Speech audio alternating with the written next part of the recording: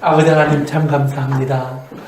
하나님의 사랑을 알게 하셨고 또 우리 주님의 십자가의 은혜를 깨닫게 하셔서 저희로 주의 말씀을 연구하고 또 전하고 가르치는 귀한 자리에 세워주셨음을 감사합니다. 이 시간도 기도하기는 주의 진리 가운데로 우리를 이끌어 주셔서 아버지 하나님 이 땅에 정말 주의 진리를 증거하고 심는 우리의 삶이 될 수 있도록 사용하여 주옵소서. 오늘도 이 시간 우리 모두가 성령님의 인도 속에서 주의 말씀 가운데로 이끌림을 받기를 원합니다.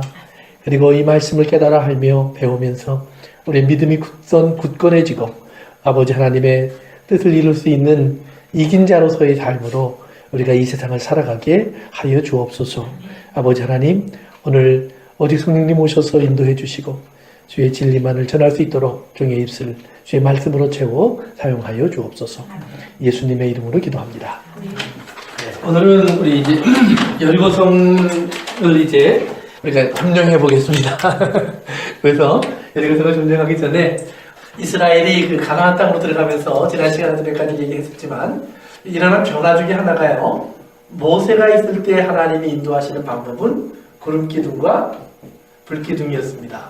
그래서 이스라엘은 눈으로 보면서 따라가면 됐습니다. 이 구름 기둥과 불 기둥은 항상 이스라엘 진 가운데 이제 앞서가 언제 움직여야 할지, 언제 멈춰야 할지, 어디로 가야 할지를 알려주는 그러한 그 인도자의 역할을 구름과 불 기둥이 했습니다. 그런데 요단강을 건너면서부터 더 이상 이것은 존재하지 않습니다. 여호수아가 이끌어 들어온 이스라엘 앞에는 오직 하나님의 증거궤가 있습니다. 강을 건널 때도 그렇고요. 또 여리고성이라고 하는 그 성을 공격할 때도 그렇고요. 항상 증거궤를 제사장들이 메고요. 앞서가게 되어 있습니다. 더 이상 구름 기둥과 불 기둥이 아닙니다. 이스라엘 스스로 그들이 하나님의 제사장 나라로 하나님 말씀을 그들의 어깨에 메고 앞서 나가는 겁니다. 그리고 이 앞서 나갈 때 단순히 이제 증거궤만 움직이는 것이 아니라 그 다음에 항상 뿔로 만든 이렇게 양각 뿔로 만든 나팔이 있어서요. 항상 나팔 소리가 이제 울려 퍼지게 됩니다. 그 다음에 여리고성을 공격할 때 세 번째는 이스라엘 백성들의 입에서 커다란 소리를 외치게 되어 있습니다. 그러니까 이건 전혀 사용하지 않았던 이스라엘의 삶 속에 일어나는 하나의 변화입니다. 이스라엘은 이전까지는 그저 하나님이 이끌어 오시는 것을 따라서 광야를 지나왔고, 물론 몇 번의 전쟁이 이쪽에서 요단강 그 서편에서 있었지만 그 대부분의 전쟁도 결국은 하나님의 인도 속에서 그들이 일방적인 승리를 거두게 됩니다. 그런데 요단강을 건널 때부터 하나님께서는 너희가 해라. 이제 지난주에 만나에 대한 이야기도 한 것처럼 하나님의 임재하고 있는 신비로움이 사라지기 시작합니다. 이스라엘 속에서. 그리고 우리가 보통 말하는 일상으로 삶의 모습으로 이스라엘이 오게 됩니다. 만나 때도 마찬가지지만 양식 때도요 마찬가지지만 이스라엘은 어느 순간부터 다 내가 하기 시작합니다. 그러니까 하나님이 하시는 모든 일들을 이스라엘이 합니다. 내 어깨에 올라와 있고 내 입으로 불어대고 내 손으로 이제 하나님을 찬송하고, 그리고 내가 나가서 씨 뿌리고 내가 나가서 거두어오고 내가 요리를 하고 하는 내가 하는 일이 점점 많아집니다. 그러다 보니까 어느 순간인가부터 이스라엘은 나 중심, 나의 공로 또는 나의 의가 앞서는 이런 길로 빠질 수 있는 위기에 들어가는 겁니다. 그런데 또한 동시에 우리가 이스라엘이 진정한 아멘으로 이 길을 가면 그들이 하고 있는 모든 것을 통해서 자신들이 농사를 질 줄 알아서 농사를 짓는 것도 아니고, 자신들이 전쟁을 할 줄 알아서 전쟁을 하는 것도 아니고, 자신들이 길을 알아서 앞서가는 것도 아닙니다. 결국 이 모든 것을 인도하신 것이 하나님이라는 것을 알고 하나님이 하신 것이라는 것을 그들은 다 압니다. 그러니까 세상은 모르는데 이스라엘은 압니다. 그래서 하나님 이스라엘은 너희는 내 증인이라 그래요. 증인. 그래서 증인의 중요한 것은 뭐냐면 스파이 얘기를 할 때 그들이 그들이 본 것을 와서 자세하게 전달하는 모습을 보였을 때 사파르라는 단어를 썼었는데요. 이것이 서기관이라는 단어의 어원입니다. 그러니까 이스라엘은 하나님의 모든 것을 보고 그리고 자세하게 기록한 증인들이에요. 그러니까 척자, 또는 이렇게 가서 사회 피우면 정탐꾼 그랬는데, 척자나 정탐꾼이라기보다는 하나님이 하신 일을 자세히 보고 하나님이 준비하신 것을 와서 전달하는, 그래서 증인이에요. 그러니까 우리가 예수 그리스도의 증인이 되라고 주님께서 우리에게 말씀하실 때도 보면, 우리에게 예수님은 우리가 부활의 증인이 되라고 얘기하시는 거거든요. 그 다음에 십자가, 그리고 재림이절. 결국은 복음은 이 세 가지예요. 그런데 이 세 가지는 세상 사람이 볼 수 없습니다. 세상 사람은 이 세 가지의 주인공인 예수 그리스도를 그들은 역사 속의 사람이라고 얘기를 하고 죽은 자라고 얘기를 해요. 그런데 오직 하나님의 사람들만이 이 예수 그리스도가 지금도 살아계시고 지금도 우리와 함께하고 계시고 그리고 다시 오실 분이라는 것을 확실히 알고 믿는 겁니다. 우리는 그렇기 때문에 이 땅의 사람들이 하지 않는 말을 우리가 하는 거예요. 그것이 복음이에요. 그러니까 예수 그리스도의 사람들은 세상 사람들이 안 하는 언어, 세상 사람들이 말할 수 없는 비밀을 소유하고 있는 사람이 되는 것입니다. 그래서 이들을 우리가 이제 하나님의 증인이라고 하는데, 이 복음은 그렇기 때문에 이것이 증거되면 세상은 자꾸 우리에게 충돌하죠. 왜냐하면 그들이 받아들일 수 없는 진리이기 때문에, 그리고 속성적으로 이 진리는 뭐예요? 세상을 심판하게 되어 있기 때문에. 그래서 세상은 점점 더 참된 복음을 전하면 전할수록 교회를 비판하게 되어 있고 교회를 거부하게 되어 있습니다. 그럼 반대로 교회가 복음의 진리를 잃어버리면 세상은 어떻게 될까요? 교회를 자기와 같은 자로 여기기 시작합니다. 그래서 자기의 기준으로 재단을 하고 자기가 원하는 교회가 될 것을 요구하기 시작해요. 그러니까 오늘날 교회가 고민해야 될 것 중에 하나가 그거예요. 이 사회 속에 지금 우리 교회는 미국이든 한국이든 깊이 들어와서 사회 속에 들어와서 그 속의 일부분으로 자리를 잡았어요. 그러니까 세상은 교회를 뭐예요? 사회의 일부가 되어서 그 가운데서도 선한 역할을 해달라는 요구를 하는 겁니다. 물론 교회가 선을 포기하는 건 아니에요. 그렇지만 그것이 하나님이 교회를 이 땅에 있게 하신 이유는 아니라는 말이에요. 그것이 부수적으로 나타날 수 있는 일이지만, 그러나 하나님이 교회를 이 땅에 있게 하신 것은 세상이 원하지 않는 소리, 이것을 말하라고 얘기하는 거예요. 그럼 이것을 말할 때 그러면 결국 거기에 뭐가 따라오느냐? 여호수아와 이스라엘이 접근해 올 때 여리고 성을 향해서 하나님은 이 성을 멸망시키겠다 그래요. 우리 한번 성경 봅시다. 저기 신명기입니다. 우리 9장으로 가서 봅시다. 9장. 우리 4절부터 보세요. 우리 한번 봅시다. 시작. 내 하나님 여호와께서 그들을 내 앞에 쫓아내신 후에 내 심중에 이르기를 내 공의로움으로 말미암아 여호와께서 나를 이 땅으로 인도하여 드려서 그것을 차지하게 하셨다 하지 말라. 이 민족들이 악함으로 말미암아 여호와께서 그들을 내 앞에 쫓아내심이니라. 그 다음에 레위기서 18장으로 가봅시다. 레위기서 18장 24절 25절이요. 다 같이 읽습니다. 시작. 너희는 모든 일을 스스로 던지지 말라. 내가 너희 앞에서 쫓아내는 족속들이 이 모든 일을 말미암아 더러워졌고 그 땅도 더러워졌으므로 내가 그 악으로 말미암아 바라고 그 땅도 스스로 주민이 후타에 보내느니라. 아멘. 그러니까 보시면 하나님께서 지금 이스라엘을 이 땅으로 들여보내시는데요. 하나님께서는 이스라엘을 들여보내면서 두 가지 일을 이루어 나가시는 겁니다. 하나는 이스라엘에게 약속하신 약속의 완성이에요. 이 약속의 완성은 이스라엘에게 주시겠다고 하신 안식이에요. 그리고 이것은 그 하나님의 영광의 자리에 그들을 앉히시는 겁니다. 하나님의 형상화시켜서요. 약속의 완성입니다. 그러나 또한 동시에 죄에 대한 심판입니다. 그러니까 구원과 심판은 동시에 한꺼번에 일어나고 있는 겁니다. 같은 시간에 같은 장소에서 같은 일이 일어나는 거예요. 그러니까 여기서 누군가를 구원하지만 누군가는 멸망을 받고 있는 거예요. 그러니까 롯을 구원하시면서 소돔과 고모라 성이 무너지고 이제 여리고성은 라합을 구원하고 여리고 성은 무너지는 겁니다. 또 가나안 땅은 이스라엘은 들어가고 가나안의 7 족속은 멸절을 받아야 되는 겁니다. 이것이 하나님의 계획이에요. 왜냐하면 하나님의 땅, 가나안 땅은 하나님의 약속의 땅이라고 얘기를 하는데 하나님의 땅은 거룩해야 돼요. 그런데 거룩한 땅이 뭐예요? 이 7 족속이 가나안 땅을 차지하고 그 땅을 어떻게 해요? 오늘 성경 보면 나오는 것처럼 더럽혀 가고 있다는 말이에요. 그래서 창세기 15장에서 하나님께서 아브라함에게 처음 그 땅을 보여주셔서 무슨 얘기를 하냐면 4대 후에 이 땅을 네 후손들이 갖게 될 거야 그러잖아요. 그 이유가 뭐였죠? 그 땅에 살고 있는 아모리 족속의 죄악이 가득하지 않다 그랬어요. 그러니까 죄악이 하나님 어떤 기준이 있다는 말이에요. 그러니까 우리가 하나님의 그 사랑을 이야기할 때 또는 죄에 대한 하나님의 용서를 이야기할 때 하나님께서는 모든 죄를 그냥 참고 계시다 이렇게 생각하면 안 된다는 말이에요.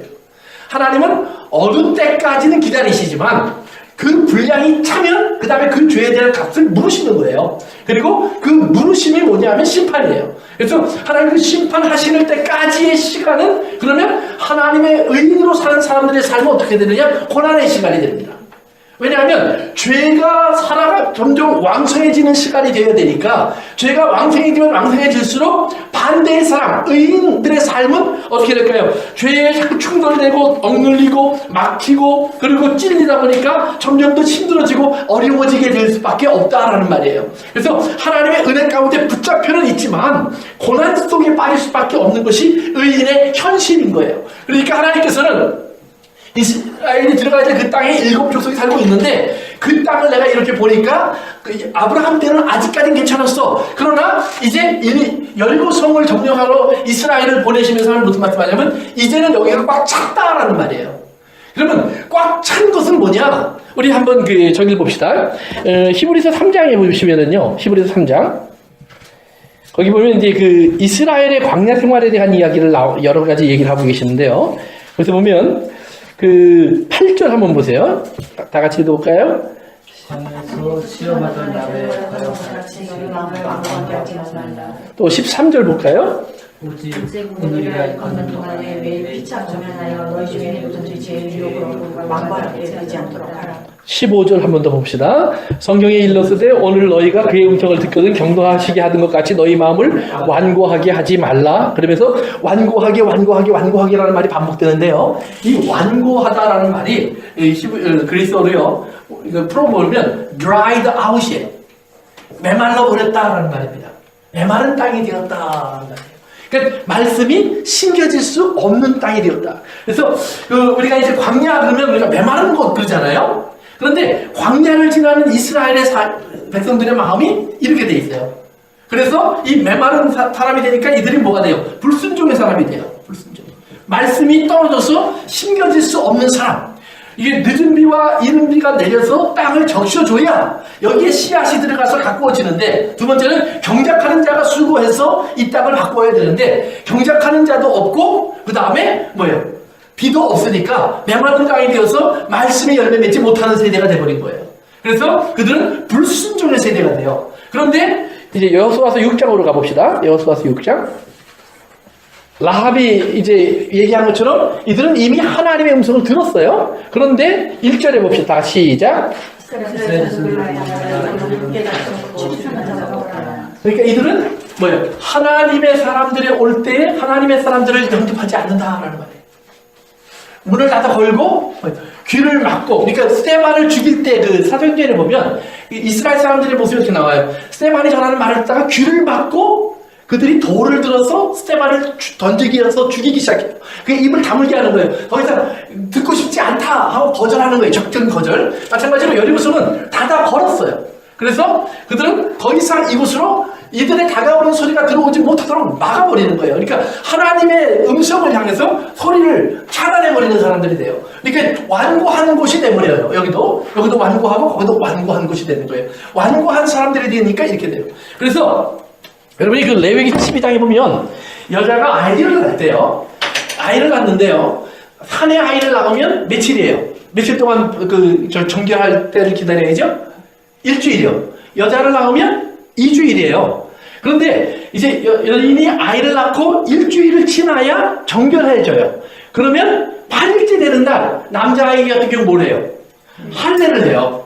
아이를 낳고 일주일을 정결하게 하는 시간을 보낸다는 말은 뭐냐면 죄악 속에 있었다라는 말이에요. 죄악 속에. 그러니까 다윗이나 바울 같은 사람들이 엄마의 태 속에 있을 때 이미 나는 죄인이었습니다 이런 고백을 하잖아요. 나는 죄 속에 잉태되었습니다 이런 고백을 하는 것처럼 그 자체가 인간은 뭐예요? 아담의 후손으로 태어난 모든 육체 사람은 다 뭐예요? 무슨 죄인이다라는 말이에요. 그러니까 죄인이 태어났으니까 이제 일주일을 이제 엄마는 정결하게 하는 시간이 지나요. 그러면 정결하게 하는 시간이 지난 엄마는 뭐가 돼요? 거룩한 사람이 되어서 이제는 어디로 갈 수 있어요? 하나님 전으로 갈 수 있어요. 하나님 전으로 갈 수 있는데 하나님 전으로 갈 때 그 사내 아이에 뭐예요? 할례를 해서 뭐예요? 강박한 거, 완고한 마음을 잘라내고 그리고 뭐예요? 부드러운 마음을 가진 사람으로 만들어서 하나님 연으로 가는 거예요. 그럼 하나님 연으로 가서 뭘 하죠? 비둘기 2마리를 바쳐요. 비둘기 2마리를 바치면서 그 아이의 삶이 이제는 뭐예요? 죽음에서 생명으로 옮겨지는 그런 하나님 말씀에 다시 들어올 수 있는 사람, 하나님 말씀을 들을 수 있는 사람이라고 그 아이를 세우는 겁니다. 그처럼 이제 이스라엘이요. 이렇게 완고한 세대가 지나가다가 하나님께서 그들에게 여기로 들어갈 수 있는 세대를 만들었다는 말은 뭐예요? 말씀을 자신들이 뭐예요? 자신들의 삶의 말씀을 붙잡고 말씀대로 순종하면서 나아가는 세대가 만들어졌다는 말이에요. 여기는 그래서 듣고 들음과 순종의 세대의 모습이 등장하기 시작하는 거예요. 그런데 이 여리고성은 하나님의 음성에 이렇게 귀를 막았다라는 말이에요. 그러니까 하나님께서 그 귀를 막은 이 여리고성을 향해서 이제 밑으로 내려갑니다. 2절에 보면 여리고와 그 왕과 용사들을 네 손에 넘겨주었으니 너는 모든 너의 모여든 군사는 그 성을 이제 매일 한 번씩 돌 때 엿새 동안을 그리하라. 4절 같이 읽습니다. 시작. 제사장 7은 7 양각 나팔을 잡고 언약궤 앞에서 나갈 것이요 7째 날에는 그 성을 7번 돌며 그 제사장은 나팔을 불 것이며. 그래요. 제사장 7이 7 나팔을 가지고요 7바퀴를 도는 거예요. 언제? 7일 동안. 그래서 7777이 나오는 겁니다. 그러니까 7으로 여리고성을 이기는 거예요. 그러니까 7은 어떤 날이에요? 하나님의 완성의 날이에요. 완성의 날인데 하나님 뭐 하신 날이에요? 안식의 날이에요. 하나님 쉬신 날이에요. 그러니까 여리고성은 지금 이것을 닫아 걸고 하나님의 안식에서 분리된 거예요. 이스라엘을 향해서 하나님께서요, 그 민수기서 21장으로 한번 가봅시다. 23장, 미안합니다. 23장. 21절이요. 그 발람이 이스라엘을 향해서 한 여러 가지 예언 같은 것들이 나오는 장인데요. 우리가 한번 공부했던 곳인데 21절 가서 보세요. 다 같이 읽습니다. 시작. 야곱의 영혼을 보지 아니하시며 이스라엘의 반역을 보지 아니하시는도다. 여호와 그들의 하나님이 그들 가운데 계시니 왕을 부르는 소리가 그 중에 있도다. 아멘. 여호와 하나님이 그들 가운데 계시니 뭐가 있어요? 왕을 부르는 소리. 왕을 부르는 소리가 그 가운데 있더라. 그래서 왕이 계시다. 왕이 오셨다라는 말이에요. 그러니까 이스라엘이 지금 여기에 와서 여리고성에 와서 얘기하는 건 뭐냐면 여리고성아 왕이 오셨다라고 얘기해 주는 거예요. 6일 동안 한 바퀴씩 도는 건 뭐예요? 녹화하는 거예요. 첫째 날, 둘째 날, 셋째 날, 넷째 날, 다섯째 날, 여섯째 날 그들에게 주어진 시간을 준 거예요. 그리고 나서 7째 날이 되니까 이제 이스라엘이 외치는 겁니다. 나팔을 먼저 불어요. 증거궤가 가면서 나팔을 불어요. 나팔은 무슨 나팔이냐면 양각 나팔이에요. 여기서 말하는 양각은 우리가 생각하는 얌전한 양이 아니에요. 산양을 말해요. 그러니까 이삭을 바칠 때 하나님이 이삭 대신에 준비했던 것이 산양인데 그 산양은 이게 램이라고 하는 겁니다. 그래서 뿔이 이따만한 뿔이 달려있어 아주 당당한 이런 대단한 그런 그 짐승이에요. 근데 그 양각 나팔, 그 뿔에서 잘라낸 그 양각 나팔을 가지고 소리를 내는 거예요. 그러면 이 양각 나팔은 뭘 상징하는 거냐면 이삭의 모습에서 나타났었던 예수 그리스도의 모습이에요. 그러니까 예수 그리스도 하나님께 영광을 돌리기 위해서 십자가를 지고 십자가에서 못 박혀 돌아가신 하나님의 양의 역할을 했던 예수 그리스도의 모습, 그 순종의 소리를 하나님을 향해서 외치는 거예요. 그러니까 예수님이 요한복음 17장에서 마지막 하신 기도 속에 뭐가 나와요? 내가 아버지께서 하라고 하신 일을 다 이루어 아버지께 영광을 돌렸습니다. 그 하나님께 영광을 돌리는 나팔 소리가 우리가 퍼지는 거예요.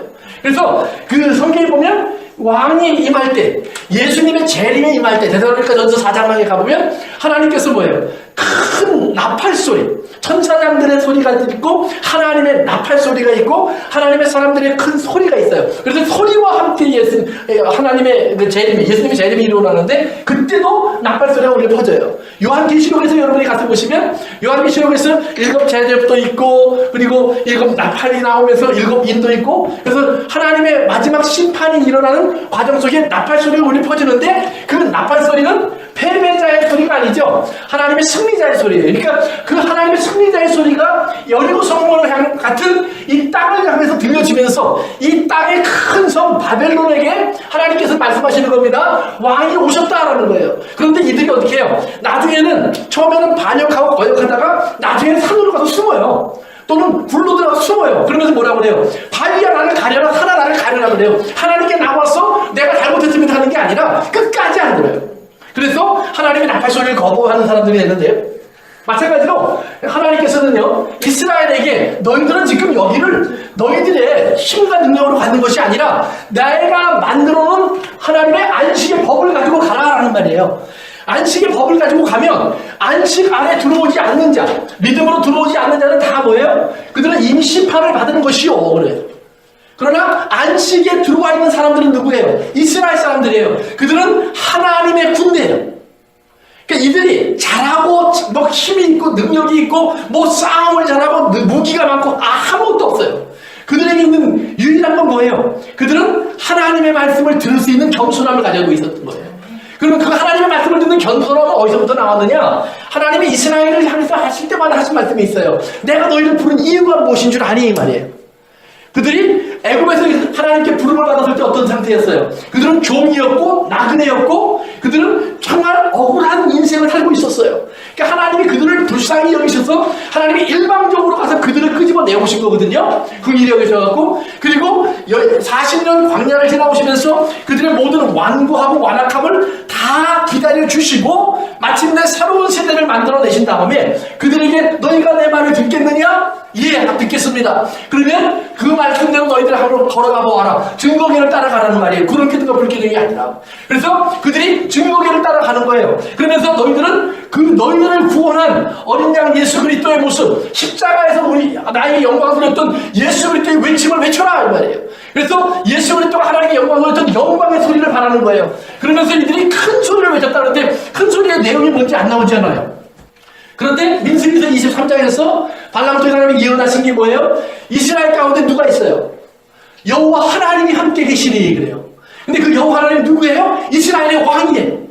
왕의 왕, 주예요. 그러니까 이스라엘의 왕, 그분의 이름을 이스라엘이 외치는 거예요. 메시아를 부르는 거예요. 다윗의 자손 예수여라고 예수님을 부르던 소리를 부르는 거예요. 오늘 우리가 주여 하며 그리스도의 이름을 부르는 거예요. 그래서 주의 이름을 부르는 자는 구원을 얻는 거예요. 그러니까 이스라엘은 주를 알아요 지금. 그러나 여리고는 지금 주를 몰라요. 주를 모르니까 이들은 어떻게 해요? 악한 포도원의 농부들처럼 주인이 와서 문을 열라고 하는데 문을 안 열어요. 내 땅입니다 이 말이에요. 땅이 주인이 되려고 하는 거예요. 그래서 여러분 성경을 보면 땅을 차지하려는 사람들과 하나님의 사람들이 끊임없이 싸우는데요. 땅을 차지하려는 사람이 항상 하나님의 사람들을 핍박해요. 보세요. 가인과 아벨이 있어요. 가인은 땅의 사람이에요. 그렇죠? 농사졌어요. 아벨은 뭐예요? 목자예요.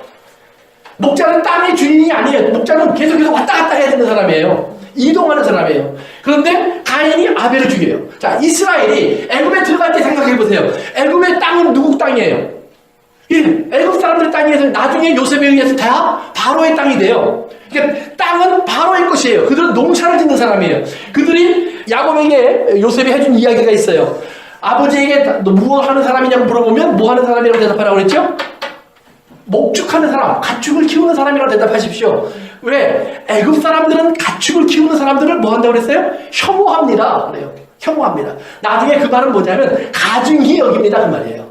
하나님이 깨끗한 짐승, 더러운 짐승 얘기할 때 더러운 짐승 그 말이 바로 그 똑같은 단어를 씁니다. 그래서 탐해라는 말인데 어쨌든 간에 그 혐오하는 사람이에요. 그러니까 땅의 주인은 애굽 사람들이에요. 그들은 부유하고 풍요하고 힘도 있어요. 야곱과 그의 가족들은 거기에 나그네로 와서 이제 자리 잡으려고 들어온 거예요. 그런데도 그들은 한 테이블에 같이 앉아서 먹지 않아요. 그래서 여러분들이 그 창세기를 읽으면서 혹시 발견했는지 모르지만 요셉이 자기 정체를 드러내기 직전에 자기 형들을 불러서 요나단과 함께 식탁을 나누는 장면이 나와요. 그래서 거기 보면 애굽 사람들 따로 요셉의 형제들 따로예요. 같이 잔치를 하는데 한 식탁에 안 앉아요. 왜? 애굽 사람들은 다른 나라 사람들의 삶을 어딘지 모르니까 자신들의 삶에 더러움을 가져올 수 있는 사람이라고 여겼어요. 마치 바리새인 같아요. 그래서 외국인들과 같이 앉지 않아요. 잔치를 해도 외국인 저쪽에 자기는 이쪽에 이렇게 앉아서 먹었다는 말이에요. 이제 이스라엘 사람들은 애굽 사람들에게 뭐예요? 혐오함을 받는 민족으로 사는 거예요. 그러다가 나중에 노예까지 됐어요. 보세요. 가나안 땅에 들어갈 때 상상해 보세요. 자, 가나안 땅의 주인은 누구예요? 7족속이에요. 7족속은 뭐예요? 그 땅의 주인들이에요. 이스라엘은 들어와요. 그들은 아무것도 없어요. 이제 목자를 따라온 양떼일 뿐이에요. 그런데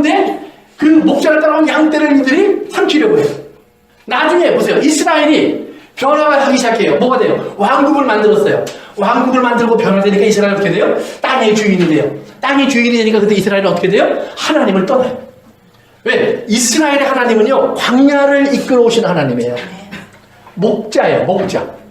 그런데 지금 이스라엘이 땅의 주인이 되면서 필요한 하나님은 뭐예요? 예, 그 땅을 경작할 줄 아는 하나님이 필요한 거예요. 그러니까 땅을 경작할 줄 아는 하나님은 누구예요? 바로 그 땅 7 족속이 섬기던 신이에요. 그게 바알이에요. 그러니까 바알을 따라서 이스라엘은 자꾸 가는 거예요. 하나님을 버리지는 못하지만 그렇다고 해서 하나님께 전적으로 가지 않는 거예요. 그래서 이스라엘은 적당히 농사꾼이 되면서 여전히 하나님의 양떼로 이중생활을 해요.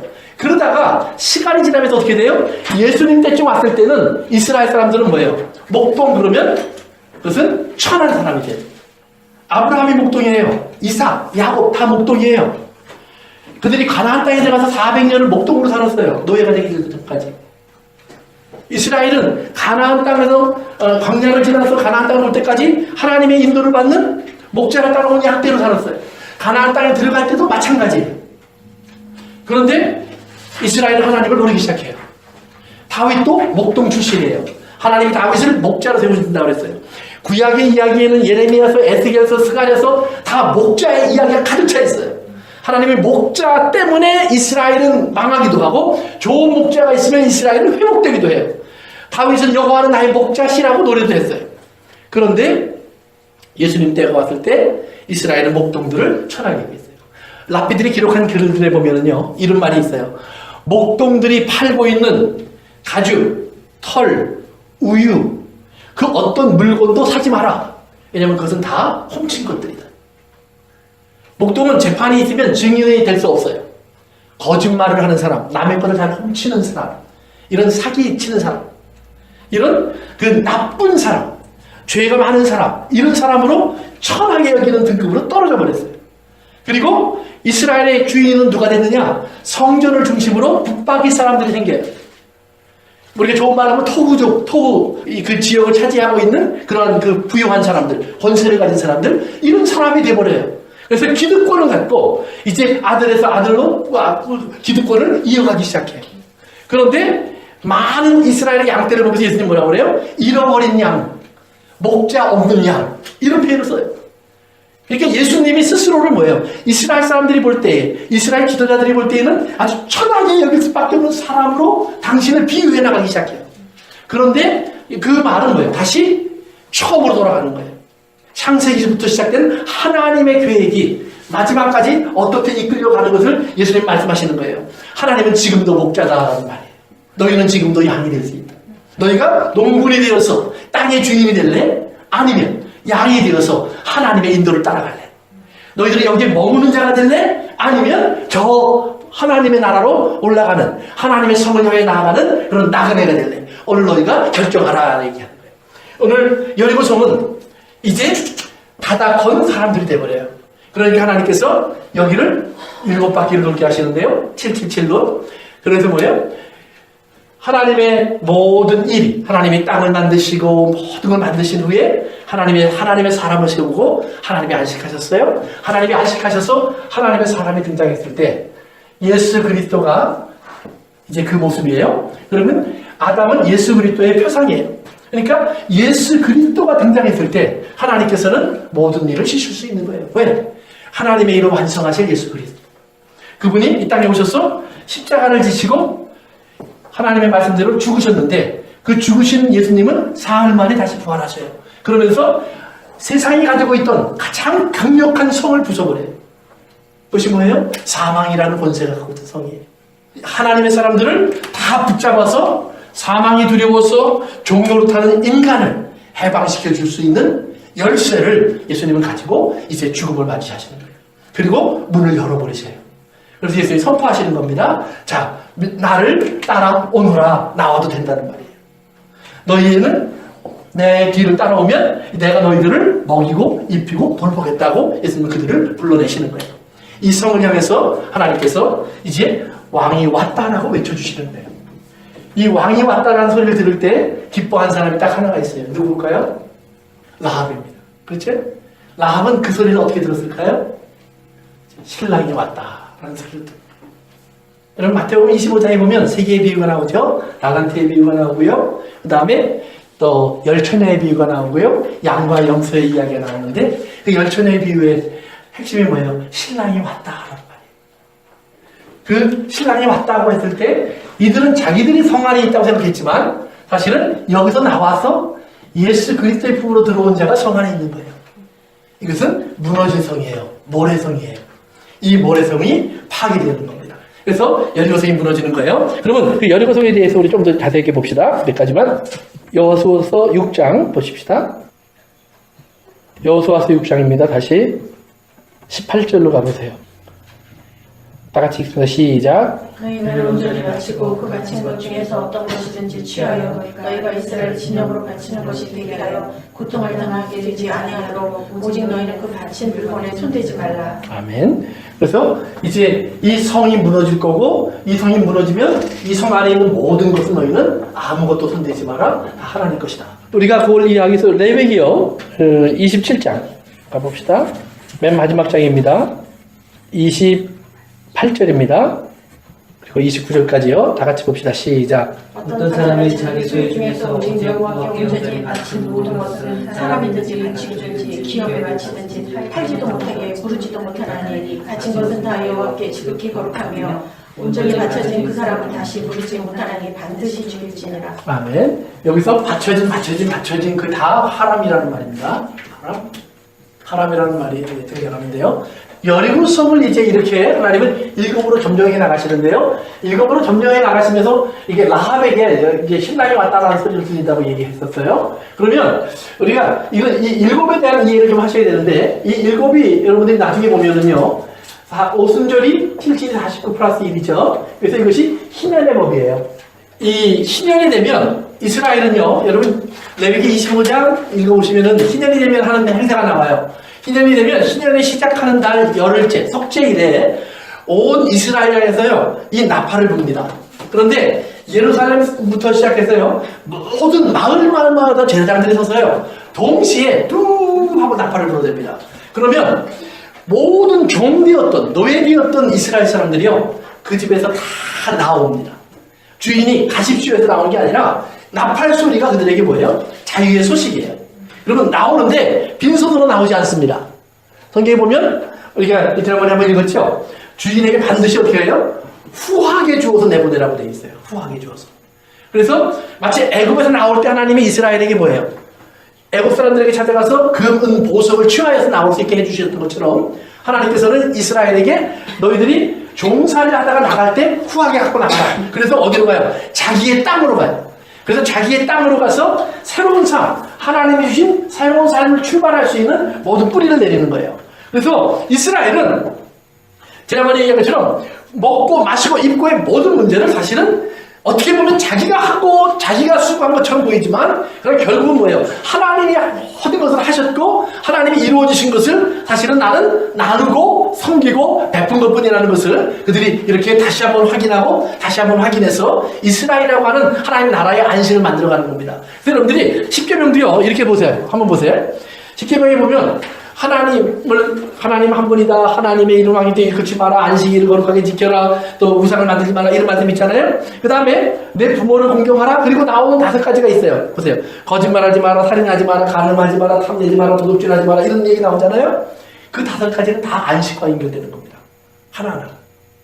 그래서 그 안식을 파괴하거나 남의 안식을 빼앗거나 남의 안식을 부러워하지 마라. 왜냐하면 하나님께서 너에게 그 안식을 다 주고 계시다. 그래서 이스라엘은 항상 긍휼이 지배하는 거예요. 그래서 긍휼히 여기는 자는 복이 있나니 저희가 긍휼히 여김을 받을 것이라고 그러잖아요. 그런데 사실은 이 긍휼은 뭐예요? 하나님에게 속한 하나님의 성품이에요. 라함. 우리는 낳으시는 하나님의 모습이잖아요. 그러니까 하나님의 모습 속에서 우리가 태어났으면 우리 안에 뭐가 있어요? 하나님의 라함이 내게 들어오는 거예요. 어떻게 해요? 아까 얘기한 것처럼 어머니가 나를 낳고 일주일 정결한 시간이 지나고 나면 내 안에 할례를 받게 되고 그 할례, 마음의 할례를 통해서 하나님의 말씀이 내 안에 들어오면 내가 뭐예요? 하나님 말씀에 순종할 수 있는 자가 된다는 말이에요. 나를 순종할 수 있게 만들어 놓으시면 하나님 나를 통해서 뭘 하기 시작해요? 긍휼을 베풀기 시작하세요. 그러면 그 긍휼을 베푸는 이유는 그건 뭐냐면 내가 긍휼을 베풀면 더 큰 긍휼이 내게 쏟아지기 시작해요. 그래서 누가복음에서 여러분들이 잘 아는 성경구절이 있죠? 주라. 그러면 어떻게 돼요? 그렇죠? 흔들어 되어 넘치게 하여 너에게 부어 주리라. 그런데 어디다가? 내 품에다. 내 품에다. 하나님의 것이 나에게 그렇게 부어져 들어온다는 말이에요. 그래서 또 줄 수 있고 또 줄 수 있고 또 줄 수 있는 이런 하나님의 선한 수고가 이렇게 사이클화될 수 있는 그런 인생으로 하나님은 이스라엘을 만들어 가시는 거예요. 그래서 이스라엘의 이런 모든 역사는 777로 만들어져요. 그래서 이스라엘의 이 법을 따라가면 이스라엘은 뭐예요? 강한 성을 만들었다가도 성이 무너져요. 그래서 다시 성이 없는 사람들, 즉 하나님의 백성으로 돌아갈 수 있어요. 그런데 이스라엘이 그걸 안 지킨 거예요. 그래서 이스라엘은 결국 하나님께 버림받고 이 땅에서 쫓겨나요. 그래서 이 땅에 쫓겨나는 이스라엘 모습을 한번 찾아봅시다. 열왕기로 가보세요. 열왕기상 20장에 보시면 아합 때요. 아합 때. 아합이라는 이스라엘 왕이요. 그 아람과 전쟁을 합니다. 그래서 아람의 장군이 그 리더가 베나닷이라는 사람인데요. 20장 42절 한번 보세요. 42절. 다 같이 읽어볼까요? 시작. 그와 그와 함께한데 여호와의 말씀이 내가 멸하기로 작정한 사람은 내 손에 들어왔은즉 내 목숨이 그의 목숨을 대신하고 내 백성은 그의 백성을 대신하리라 하셨나이다. 아멘. 아람이 베나닷을 중심으로 해서 이스라엘을 처음 침공에 들어오려고 하는데요. 하나님께서 선지자를 통해서 미리 알려주세요. 그래서 1년 동안 준비를 합니다. 그래갖고 베나닷이 그 다음에 군대를 이끌고 쳐들어왔는데 수십만 명이 넘는 군대가 쳐들어와요. 근데 이스라엘이 아주 일방적으로 이겨요. 하나님의 도우심을 받아서. 그래서 전쟁에 승리하고 나니까 이 아합 왕이 신이 났어요. 그런데 베나닷이 도망을 갔다가요. 이제 틈을 봐서 이스라엘 왕 앞에 아합한테 와서 무릎을 꿇는 거예요. 그래서 여러분 이게 읽으시면 굉장히 나옵니다. 그래서 뭐라고 그러냐면 이스라엘 왕은 자비로우신 왕입니다. 그러면서 우리 아버지 때부터 우리가 이 나라를 침공하면서 괴롭혀드린 것을 사과하면서 내가 뺏어간 모든 것을 돌려드리겠습니다. 거기서 멈추지 않고 그 다음에 당신은 우리나라 수도로 오셔서 우리나라 수도에다가 당신의 이름으로 길을 내십시오. 그래서 기념비를 세우십시오. 이렇게 막 엎드려서 내가 앞으로 조언도 드리겠습니다. 잘하겠습니다. 다 돌려드리겠습니다. 당신의 이름을 높이는 그런 모든 일을 하겠습니다 하니까 아합이 어떻게 됐어요? 기분이 좋아갖고요. 자기가 그를 용서해주고 놓아줘요. 그러니까 선지자가 와서 이 말을 하는 겁니다. 하나님 앞에 하나님의 멸절하라. 그게 뭐예요? 하람이에요. 하람. 근데 똑같은 일이 누가 했냐면 사울왕이에요. 사울왕이 하나님이 사무엘상에 가서 보시면 한번 볼까요? 사무엘상 15장 1절부터 9절에서 보시면은요. 하나님이 이런 말씀을 하십니다. 2절과 3절 보세요. 2절과 3절. 만군의 여호와께서 이같이 말씀하시기를 아말렉이 이스라엘에 행한 일을 곧 애굽에서 나올 때에 길에서 대적한 일로 내가 그들을 벌하노니 지금 가서 아말렉을 쳐서 그들의 모든 소유를 남기지 말고 진멸하되 남녀와 소아와 젖 먹는 아이와 우양과 낙타와 나귀를 죽이라 하셨나이다 하니 아멘. 그래서 거기서 보면 쳐서 진멸하라 그러잖아요. 그래서 진멸하라는 말이 하람임이라는 말입니다. 그런데 그 2절에 보면 하나님께서 내가 그들을 벌하노니 그러잖아요. 근데 그 벌한다는 말이 파화하드라는 말이에요. 기억나실지 모르겠지만 하나님이 기억하시다라는 말이에요. 약속한 걸 기억하고 있다. 그래서 그 약속을 이루어주기 위해서 이스라엘 사람들이 광야에 있을 때 숫자를 세라고 할 때도 파화하드라는 단어를 썼어요. 그처럼 파화드가 참 여러 가지일 수 있는데 여기서는 뭐냐면 하나님이 아말렉이 한 행동을 내가 기억하고 있으면서 반드시 내가 그들에게 심판해야 될 일이 있다. 너희들이 이제 그 일은 나를 위해서 해줘야 될 일이 있다. 그걸 하나님은 이미 그 이스라엘을 쳐들어왔던 아말렉의 아마 그 모든 흉포를 보시면서 이미 계획하고 있었던 거예요. 이스라엘은 아말렉과 두 번을 만나죠. 한 번은 뭐냐면 모세가 산에 올라가서 기도하면서 아론과 홀이 손을 받쳤을 때. 그래서 애굽에서 나와서 얼마 되지 않았을 때 한 번 전쟁이 있었고요. 두 번째는 민수기서 13장에 이스라엘이 어떻게 해요? 가나안 땅으로 하나님 올라가지 말라고 하는데 올라갔다가 아말렉에게 당하거든요. 이런 것을 기억하는 거예요, 하나님께서는. 그래서 이제 아말렉을 진멸하기로 결정하시는 겁니다. 그런데 아말렉을 진멸하겠다고 하는데 우리가 아는 것처럼 사울이 어떻게 하죠? 사울이 뭘 했죠? 아말렉과 전쟁에서 이긴 다음에 좋은 양 그리고 금은 보석 이런 것들은 다 챙겨요. 그리고 자기의 뭐예요? 비석을 하나 크게 세웁니다. 그래서 사울이 여기에 왔다. 그래서 사울이 여기서 승리했다. 그래서 자기 이름으로 딱 적어놓고 그리고 갔는데 그 다음날 누가 나타나요? 사무엘이 왔죠. 그래서 우리가 잘 아는 대로 하나님은 뭐예요? 재물보다 뭘 좋아해요? 하나님 말씀 듣는 걸 좋아합니다. 그 얘기를 하면서 하나님의 징계를 선포해버립니다. 그런데 왜 바로 징계를 선포하느냐? 그것이 하람이었기 때문에 그래요. 하람을 자기가 소유하면 내가 하람이 돼버리는 거예요. 그러니까 우리가 아까 우리 레위기 27장에서 읽었을 때 사람도 온전히 바쳐진 것 이렇게 얘기를 할 때요. 거기서 말하는 온전히 바쳐진 것은 뭐냐면 죄로 인하여 하나님께 그들은 죽어야 할 사람이라는 말이에요. 하나님이 죽이셔야 할 사람들이에요. 그리고 어떤 물건도 하나님께서 그것은 백성들에게 복으로 줄 수 없는 물건들. 그래서 다 하나님 거라고 하나님 가지고 가셔서 하나님은 이스라엘의 손을 못 대게 하는 겁니다. 그러니까 이스라엘의 거룩에 방해가 되는 모든 존재들을 말해요. 그것은 사람이든 물건이든 모든 것을 다 말하는 겁니다. 그래서 하나님께서 여리고 성이 하람이다 라고 선포하셨어요. 마찬가지로 사울에게는 아말렉이 하람이다. 그 다음에 아합에게는 뭐예요? 아람이 하람이다 선포하셨어요. 그런데 아말렉 나중에 보면 예레미야서 가서 보세요. 이제 아람이 하람이라는 말을 들은 아합이 불순종했을 때 하나님께서 예레미야서 25장에 가면 이렇게 얘기하십니다. 7절부터 9절에 보시면은요. 너희가 내 말을 순종하지 아니하고 너희 손으로 만든 것으로서 나의 노여움을 일으켜 스스로 해하였느니라 여호와의 말씀이니라. 그러면서 9절 같이 읽어봅시다. 시작. 내가 쪽 모든 종족과 내 종족을 내 왕 느부갓네살을 불러다가 이 땅과 그 주민과 사방 모든 나라를 쳐서 진멸하여 그들을 놀래가 비웃음거리가 되게 하는 땅으로 영원히 폐허가 되게 할 것이라 여호와의 말씀이니라. 아멘. 그래요. 그래서 여기서 진멸하여 그게 하람입니다. 그러니까 하나님이 느부갓네살도 마치 고레스가 나중에 보면 이사야서에서 뭐예요? 내 종이라고 하나님 부르시거든요. 저는 느부갓네살도 하나님의 종이에요. 지금 여기서는 이스라엘이 하나님의 종이에요. 뭐를 위해서? 하나님의 하람, 죄의 값을 하나님 지금 거두시는 시간이에요. 그래서 죄의 값을 거두시는 시간에 하나님의 무슨 역할을 하는 게 막대기 역할을 하는 것이에요.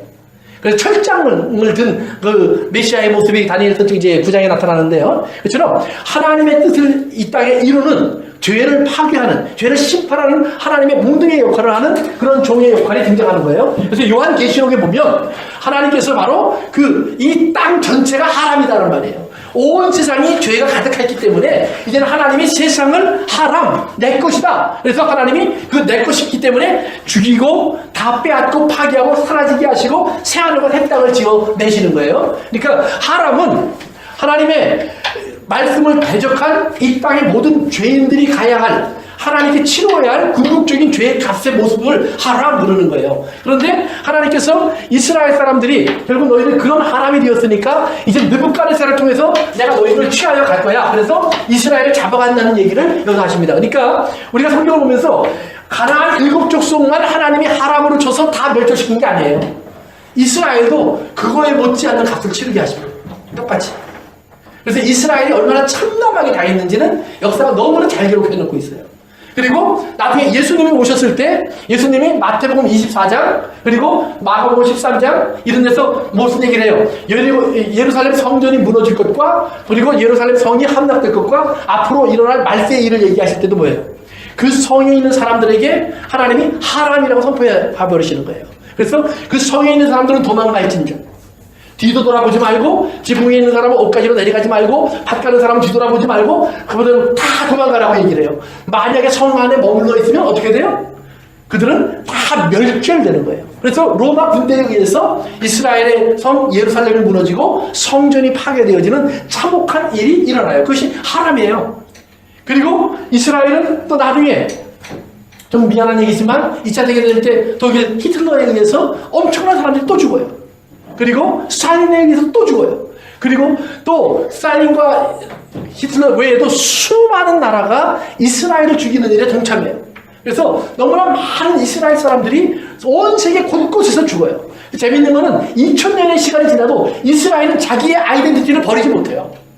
그렇게 죽이는데도 여전히 이스라엘로 존재할 수밖에 없어요. 왜요? 하나님이 택하셨기 때문에. 참 신기한 거예요. 그처럼 오늘 우리의 삶 속에서 우리가 꼭 기억해야 돼요. 하나님은 우리의 삶이 이 땅이 하람이 되길 원하지 않으셔요. 하나님은 예수님이 우리의 하람 역할이 되셔서 우리의 죄의 값으로 하나님께 치심을 받고 예수님이 버리심을 받고 예수님이 죽이심을 당한 것으로 우리가 뭐예요? 그 하나님에서 나와서 이제는 뭐예요? 우리는 하나님의 나라로 들어오기를 원하시는 거예요. 그러니까 하나님은 지금 이 땅을 심판하시면서 지금 뭐 하냐면 열무성을 점령하시면서 라합을 구원해 내듯이 오늘 우리 한 사람 한 사람을 불러서 하나님의 안식의 곳으로 우리를 옮겨주시는 지금 은혜의 역사를 하고 계시는 것을 우리는 기억하고 있어야 돼요. 그러면 우리 스가랴서 14장 봅시다. 스가랴서 14장 11절. 거기서는 이제 회복된 이스라엘에 대한 모습이 나옵니다. 다 같이 읽습니다. 사람이 그 가운데 살며 다시는 저주가 있지 아니하리니 예루살렘이 평안히 서리라 그러는데 그것도 저주라는 말이 하람입니다. 거기서 저주라는 말이. 그러니까 이제 보세요. 우리가 예레미야서에 보면 아하왕 때 벌렸던 그런 죄의 값으로 인해서 이스라엘이 하람이 될 것이 나오면서 뭐라 그러냐면 영원히 폐허가 되리라 그래요. 그러니까 우리가 이 성경에 나오는 영혼이라는 말을 안식교 사람들처럼 잘못 이해하시면 안 돼요. 안식교 사람들은 뭐라고 그러냐면 안식일은 영원한 언약입니다. 뭐 이런 얘기를 해요. 그러면 성경에 나오는 영원한 언약은 너무 많아요. 절기도 영원한 언약이고 제물도 영원한 언약이고 수많은 영원한 언약이 있어요. 여기서 보면 예루살렘의 폐허화도 영원한 언약이에요. 영원한 거예요. 그런데 이 영원이 언제까지냐? 바로 하나님의 시간이 있다고 그랬죠. 크로노스와 카이로스가 있어요. 하나님은 카이로스의 시간을 얘기하시는 거예요. 그러니까 카이로스의 시간 속에서 그 시간이 찰 때까지 예루살렘은 폐허가 되어 있어요. 그런데 그 시간이 차면 오늘 스가랴서 14장에 나오는 얘기처럼 여러분이 그 14장을 한번 읽어보세요. 그러면 하나님은 주변의 나라들을 오히려 이제 폐허화시키시면서 이스라엘을 구원해 내셔서 이스라엘을 돌아오게 하세요. 그래갖고 예루살렘을 회복시켜 주시고 예루살렘에서 다시 하나님을 찬송하고 기뻐하는 이스라엘과의 교제가 시작될 수 있는 그런 은혜를 내려주세요. 그래서 회복의 시간을 만들어 주세요. 그것이 뭐냐면 예수님이 오셔서 선포하시는 거예요. 희년의 이야기예요. 그러니까 하나님은 희년을 만들어 놓으시고 이스라엘에게 너희들이 참 지키기 어려워 지켜라. 그렇게 생각할 수 있지만 사실은 뭐예요? 궁극적으로 가보니까 하나님은 이스라엘이 도저히 갚을 수 없고 이스라엘이 도저히 이룰 수 없는 자기의 뭐예요? 자유. 자기의 은혜, 자기의 풍요, 자기의 하나님의 존귀와 영광으로 간지워진 모습, 이 모든 것은 뭐예요? 땅을 차지하려고 하다가 그들은 다 더럽힌 자가 돼요. 땅을 더럽히니까 레위기서 아까 18장에 우리 읽었지만 땅이 더럽혀지면 어떻게 되냐면요, 땅이 너희를 토해낼 것이다. 땅이 구역질한다는 말이에요. 그래서 땅이 어떻게 돼야 돼요? 마치 아이를 낳은 여인이 일주일 동안 뭐래요? 정결하게 하는 시간을 갖는 것처럼 바로 땅도 그 땅이 다시 하나님의 뜻을 이룰 수 있는 복된 땅이 되기 위해서 시간이 필요한 거예요. 안식의 시간이, 회복의 시간이. 그 회복의 시간이 바로 희년의 시간이에요. 그래서 하나님은 이스라엘에게 너희들이 그때가 되면 이 나팔 소리가 들릴 거야. 너희가 어느 나라에 있든지 너희가 잡혀간 모든 곳에 내가 이 나팔 소리가 들려지게 할 거야. 그러면 너희들은 뭐예요? 저 먼 곳에서 저 바다 건너서 저 섬 넘어서 저 땅끝에서부터 이 소리를 듣고 너희들이 돌아오게 되리라. 근데 너희만 돌아오는 것이 아니라 그때가 되면 뭐예요? 이어서에 보니까 이사야서에 보면 왜 이방인들이 들어와요. 하나님께 원래 부름받지 않았던 이스라엘이 아닌 다른 나라 다른 민족들이 돌아와요. 예수님의 말씀처럼 원래 예수님의 우리에 있지 않았던 다른 양떼들이 몰려오기 시작해요. 그래서 이 하나님의 나라 안으로 뭐예요? 이방인들이 들어오고 그리고 궁극적으로 이스라엘이 회복되면서 하나님의 나라가 다시 제대로 만들어지고 이 제대로 만들어진 하나님의 나라는 더 이상 뭐예요? 무너지지 않는 영원한 하나님의 나라로 이제 움직여 나가게 되는 거예요. 그래서 오늘 우리가 이 하람에 대한 이해를 여러분 좀 하시면서요. 이 땅에 예수 그리스도께서 복음을 가지고 오셨다고 하는 말은 복음을 가지고 오셨다는 말은 뭐냐면 이미 이 땅은 하나님의 하람으로 선포되어 있다. 하나님께서는 이 땅을 이거에 심판하시기로 작정하셨다라는 말입니다. 그날이 우리는 2000년이 지났다는 얘기를 하는데 아니요. 그날이 내일일지 모른다는 말이에요. 우리가 이 복음 문제의 문제를 얘기하면서 말세를 얘기할 때 항상 나오는 퀘션 중에 하나가 모든 족속에게 복음이 전파되어야 그때가 끝이 오리라 그러잖아요.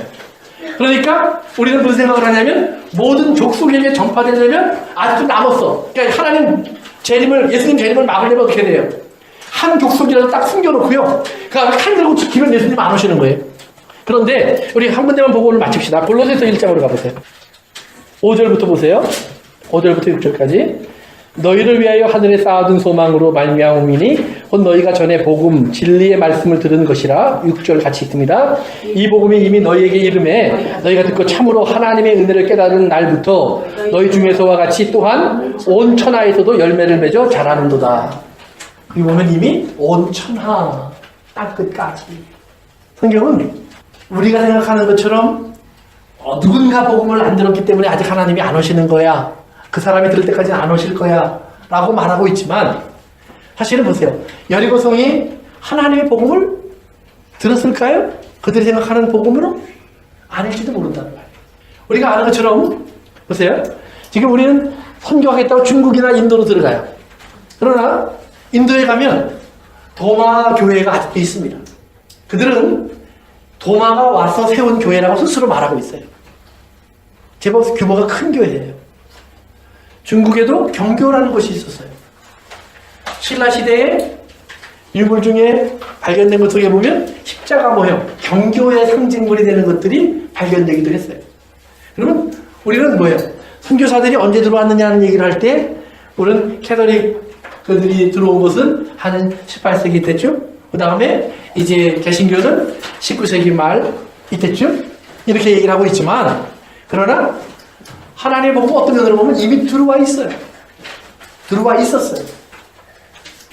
그러니까 여러 가지로 우리가 보면 땅끝까지 복음이 전파된다는 말은 어쩌면 사울, 바울 시대에 그들이 예수님이 곧 오실 거라고 기대할 만큼은 이미 땅끝까지 전파됐다고도 볼 수 있는 거예요. 한편으로는. 그래서 우리가 한편으로는 우리가 아직 남아있는 족속들이 이제 복음을 전합시다. 맞아요. 해야죠. 그러나 한편으로 보면 우리가 어떻게 보느냐에 따라서, 각도에 따라서는 이미 땅끝까지 복음은 전파되어 있다라고 말할 수 있는 거예요.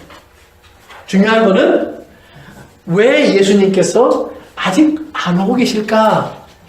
왜 예수님의 재림이 미뤄지고 있을까? 그것은 하나님만 아시는 비밀이에요. 그러나 한 가지 분명한 거는 그것은 우리에게 주신 또 하루의 은혜의 날인 것만은 확실해요. 여리고성이 무너지기 전에 이스라엘은 유기를 돌듯이 우리의 삶의 주변을 하나님을 도시면서 그 하나님의 음성이 들려지기를 원하는, 하나님의 발걸음의 소리가 우리에게 다 들려지기를 원하는 하나님의 소원이 그 안에 숨겨져 있다고 저는 믿어요. 그래서 우리가 하나님의 하람, 그러니까 이스라엘은 이 땅에 들어가서 하람을 만들어내기, 하람을 제거하는 일을 하는 거예요. 뭘로? 하나님께 순종하는 삶을 통해서. 그러니까 순종하는 삶은 그러자면 창칼을 듣는 삶이 아니라 말씀을 들고 나가는 아멘의 삶이에요. 그러니까 아멘의 삶처럼 무서운 심판의 도구도 없다는 말이에요. 다른 말로 말하면. 그러니까 이 땅에서 우리가 세상을 심판하는 것은 그렇기 때문에 크리스찬들이 순교하고 복음을 증거하고 복음으로 살아가는 모습 속에서 우리는 세상을 매일같이 정죄하고 있는 거예요. 그리고 그 정죄 앞에 이 세상은 어느 날 그 값을 하나님 앞에 내어놓아야 될 때를 만나게 될 거예요. 그래서 우리의 삶 속에서 우리가 정말로 여리고성을 무너뜨렸던 이스라엘의 하람, 그 하람에 우리가 동참하지 않는 그런 사람 되길 바랍니다. 그래서 오늘 우리 아나니와 삽비라 아간 얘기까지 다 들어가지 못했는데 우리 다음 시간에 계속해서 우리가 하람 이야기를 마무리 짓겠습니다. 기도하겠습니다. 하나님 아버지 감사합니다. 오늘도 저희들에게 주신 주의 음성을 감사하고 주의 말씀에 들려주심을 감사합니다. 기도하기는 우리가 정말 주님의 때를 구분할 줄 알게 하시고 이때가 주님의 뜻이 이루어지는, 이미 주님의 승리가 이 땅에 선포되어 있는 마지막 때인 것을 우리가 깨달아 알면서 우리 하루하루를 소중하게 살아갈 수 있도록 인도해 주옵소서. 오늘도 주께서 우리 가운데 함께해 주심을 감사하며 예수님의 이름으로 기도합니다.